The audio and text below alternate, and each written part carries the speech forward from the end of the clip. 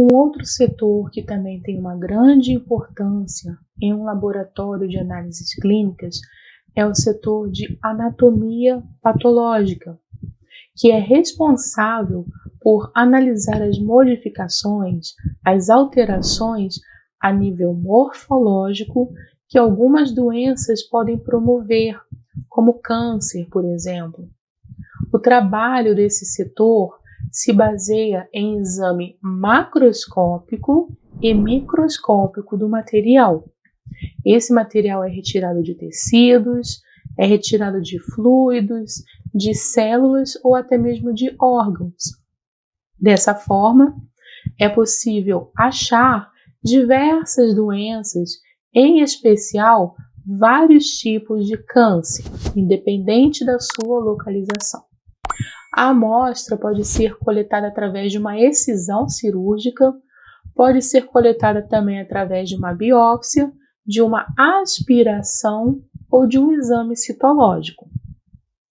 A análise desse setor torna possível definir o estágio da doença e o seu respectivo tratamento. E esse tratamento é decidido pela equipe médica.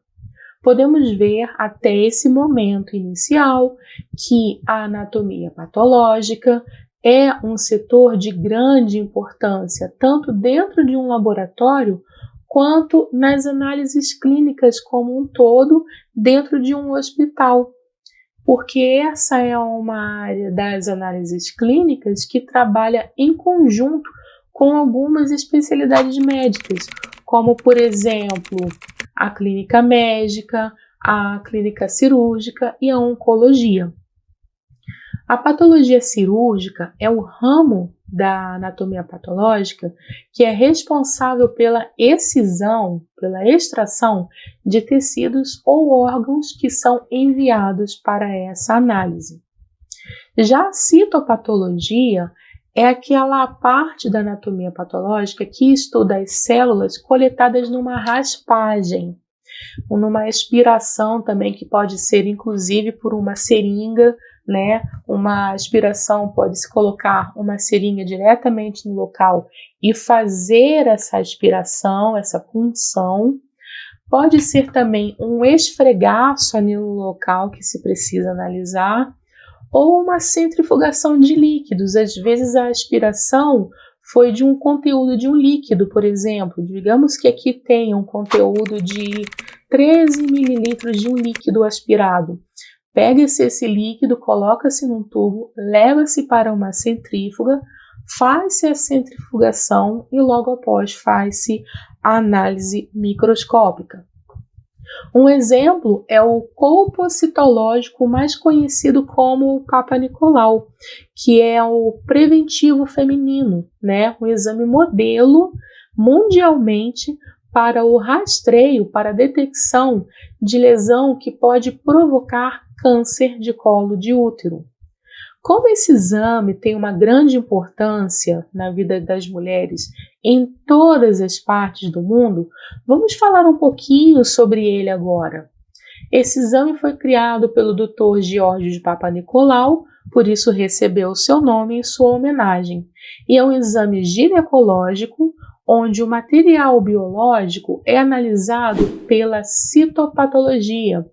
E esse exame deve ser realizado por mulheres a partir dos seus 25 anos ou com vida sexual ativa, independente da sua idade.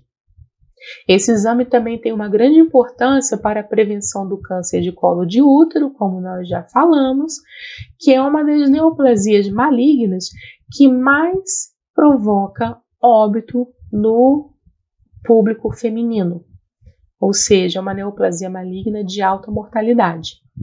Durante esse exame de Papanicolaou, as células do colo do útero são tiradas através de uma leve raspagem, são coletadas e levadas para uma leitura no microscópio. E essa leitura tem o objetivo de detectar a presença de alterações, né, naquele tecido, ou de lesões provocadas pelo HPV, que é o papiloma vírus humano. Porém, esse exame também detecta outras doenças, não detecta só a lesão causada pelo HPV. Ele pode detectar gonorreia, sífilis, candidíase, clamídia, tricomoníase, por exemplo, presença também de cistos ou nódulos no útero, além de fungos, bactérias e leveduras. Então, nós vemos que esse exame tem uma ampla gama de utilidades, digamos assim.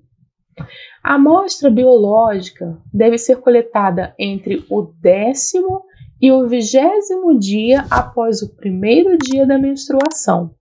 Esse é o período correto e essa amostra deve ser coletada e colocada em uma lâmina e enviada para o laboratório de anatomia patológica para que seja devidamente analisada.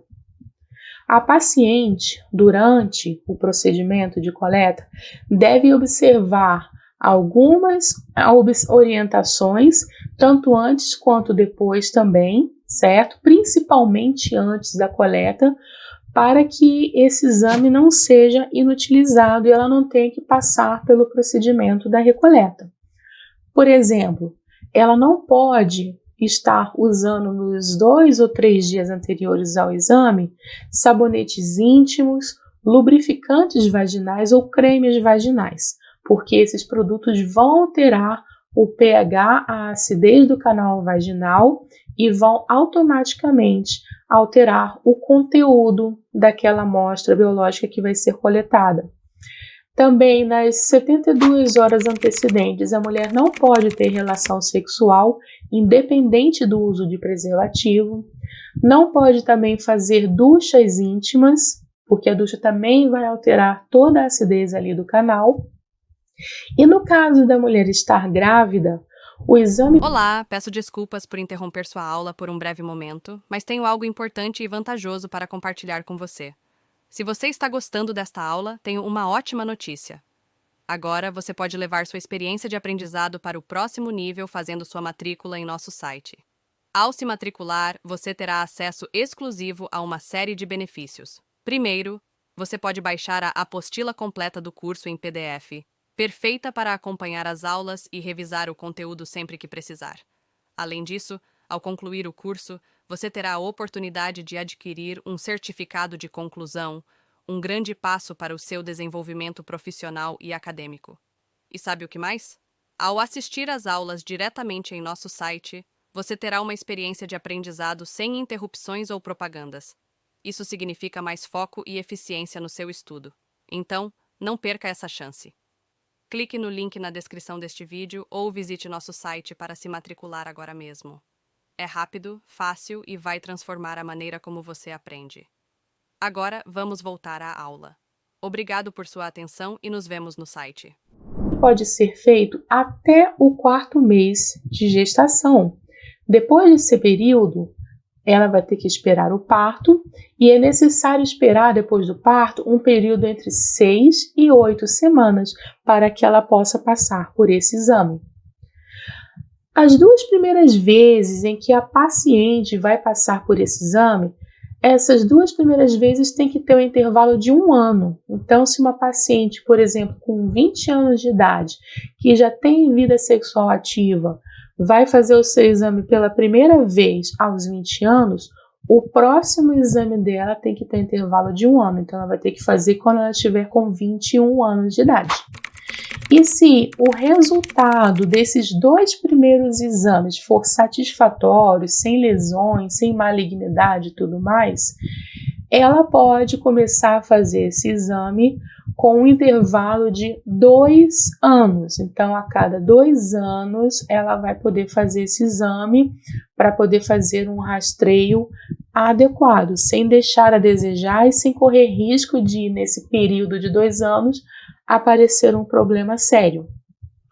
No entanto, se alguma alteração for constatada nesses 2 primeiros exames, que tiveram intervalo de 1 ano, se nesse período foi constatado no exame de Papa Nicolau alguma alteração, o médico ginecologista que acompanha essa paciente vai determinar a periodicidade da realização desse exame. Então, se nesses 2 primeiros foi tudo ok no seu laudo, você não precisa se preocupar, você pode fazer esse exame a cada 2 anos. Mas se no seu laudo veio alguma alteração, você deve levar ao seu médico e ele vai determinar de quanto em quanto tempo você vai precisar repetir o seu exame de Papa Nicolau. Independente da amostra que seja coletada, as etapas a seguir devem ser observadas, isso já no campo da anatomia patológica como um todo, não apenas no Papa Nicolau. A coleta da amostra tem que ser observada, seguir todos os procedimentos, todas as etapas. A identificação da amostra coletada, como nós vimos em outros casos, em outros setores do laboratório. Essa identificação tem que ser completa, o nome completo do paciente, sem abreviar nenhum nome dele, data de nascimento, sexo, tipo de amostra, local do corpo onde essa amostra foi retirada, no caso da anatomia patológica. Por exemplo, foi um nódulo suspeito na mama direita, então tem que se colocar nódulo suspeito da mama direita, no quadrante certinho, tudo certinho, antes de se enviar essa amostra para o setor de anatomia patológica. Aí sim se encaminha a amostra para o setor responsável pela sua análise. E antes que essa análise seja realizada, o material vai ser processado para ser adequado para a técnica que vai ser empregada, porque o setor de anatomia patológica tem várias técnicas para a leitura daquele material, para análise daquele material. Por exemplo, a amostra biológica é um pedacinho de pele, então pega-se aquele tecido ali, conjuntivo, coloca-se em blocos de parafina e quando ele é colocado nesse bloco de parafina, ele se torna apto para fazer a fase da coloração e aí sim ele pode ser analisado microscopicamente. Então tem que se observar todas as etapas de preparo da amostra para que depois ela seja analisada, de acordo com a técnica determinada. Após todas as etapas necessárias para o diagnóstico, aí sim vem a emissão do laudo pelo patologista responsável por toda aquela análise laboratorial. E esse laudo deve abordar qual foi a técnica envolvida na extração daquela amostra biológica, qual foi a técnica utilizada para análise daquela amostra, como nós acabamos de ver. Existem amostras que vão para bloco de parafina, depois vão para coloração e depois para análise microscópica, por exemplo. Então, esse é um tipo de metodologia. Então, essas metodologias também têm que ser descritas no laudo, certo? E tem que se falar de qual lugar do corpo essa amostra foi retirada. Se foi da mão, se foi do rosto, se foi da mama, da perna, onde for, tem que ser relatado também no seu laudo. Depois que você relata todo esse histórico, todos esses detalhes que são importantes para o acompanhamento clínico, né, desse paciente nessa investigação, que geralmente é oncológica, aí sim vem a parte do diagnóstico que você vai escrever no seu laudo, ou você ou o responsável pelo setor. Então, o diagnóstico é a parte final daquele laudo. Primeiro vem todas as metodologias, todas as características que têm que estar presentes ali naquele documento, porque ele é um documento. Caso haja a necessidade de exames complementares ao exame da anatomia patológica, esse profissional que está realizando o laudo também tem a obrigação de escrever essa necessidade, para que o médico receba esse laudo, leia e determine quais são os exames complementares que ele vai passar dali por diante para que aquele paciente realize.